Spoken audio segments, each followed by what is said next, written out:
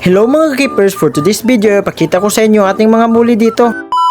So syempre mga ka-keepers, unahin natin yung ating breeder. Ito pala ay isang marble muli. Binigay lang pala ito ng ating mga katropa. So ayan, kita nyo naman mga keepers. So grabe, ang ganda, ang sulit. Maliit pa to binigay sa atin mga keepers, kaya tayo na lang nagpalaki. Trio to binigay, kaso namatay yung isang female, kaya ox lang kasi napadami naman natin. At dito naman sa kabila mga keepers ay fry ng ating balon muli. So bali second batch pala to mga keepers. At madami-dami din sila kaysa sa una nga batch. At punta tayo sa ating first batch mga ka-keepers. So bali ito pala yung ating first batch ng ating balon muli mga keepers. Grabe, ang lalaki na nila at grabe ang tintag ng kulay. Tamang pagkain lang si Idoy. At soon mga keepers, gawin natin to silang mga breeder. Sana makakuha tayo dito ng magandang mga ka-keepers. At sana maparami pa natin to sila mga keepers para mapabahagi ko sa inyo. Hintuin man ito gaano ka-quality, pero para sa akin ang ganda na nila. At ito naman mga keepers ay balon muli na layer tail. At ang parents nila ay nabili na. Maganda din to tignan mga keepers kasi may matulis sa kanilang mga buntot. O siya, sana maparami natin to mga keepers. I-update ko na lang kayo sa sunod nating mga video at sana mapalaki natin sila ng maayos. So hanggang dito na lang tayo mga keepers. Salamat sa laging panonood pa suporta ng ating video.